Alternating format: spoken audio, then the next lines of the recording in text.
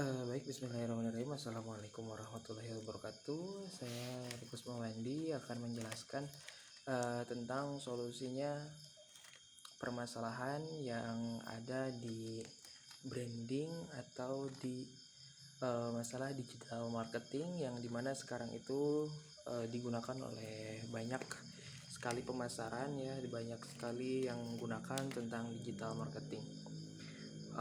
Di antaranya yaitu strateginya yang harus tepat sasaran, dimana kita harus melihat dulu tren atau era digital sekarang lebih kemana gitu, atau yang keinginan konsumen itu kan berbeda setiap harinya ya, keinginan itu berbeda setiap harinya, dimana kita harus mengetahui keinginan dari beberapa konsumen, atau dengan kata lain kita harus mengetahui apa sekarang yang sedang tren dan apa yang sekarang sedang dicari oleh konsumen, dan juga kita harus mengetahui target konsumen kita, calon konsumen kita itu harus kita pahami. Kita harus memahami calon konsumen kita. Bisnis yang sedang dijalani harus mampu menjadi solusi atas kebutuhan konsumen. Namun masih banyak juga ya pebisnis yang tidak mengetahui calon konsumennya itu seperti apa. Untuk memahami calon konsumen tidak perlu mengubah produk kita, namun dengan menyesuaikan seperti kemasan, konten promosi, dan juga pemilihan key opinion leader ya. Terus yang ketiga,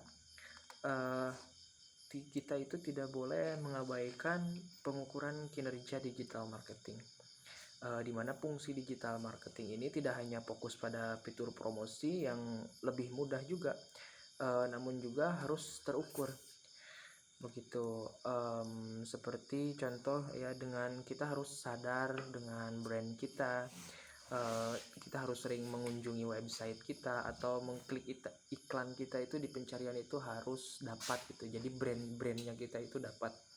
Ketika orang mencari sesuatu, contoh produk A, ketika mereka mencari produk A, maka timbullah di sana, ketika mereka sudah mencari, maka timbullah produk yang kita jual gitu. Berarti brand kita bagus di pasaran. Untuk yang keempatnya, kita harus juga memperhatikan storytelling dan copywritingnya, dimana perlu perangkaian kata dan susunan kata yang mana itu bisa membuat konsumen itu tertarik dengan produk kita, dengan apa yang kita jual. Peranan copywriting di sini sangat diperlukan untuk menyampaikan pesan yang akan kita berikan kepada calon konsumen.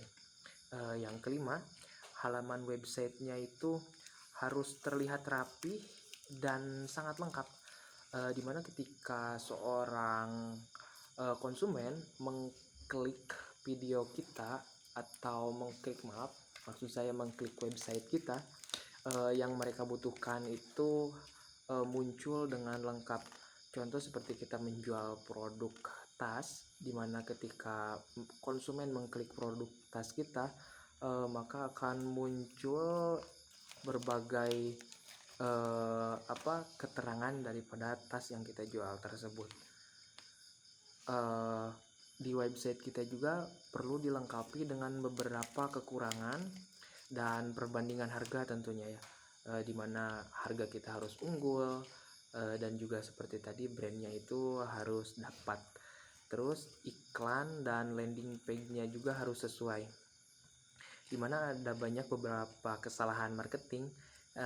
Yang satu itu jelas saja sangat menurunkan kepercayaan konsumen ya, ketika iklan dan landing page kita itu tidak sesuai dengan apa yang kita jual atau dengan apa yang sedang tren, kita sebutkan, tapi landing page dan iklannya itu tidak sesuai.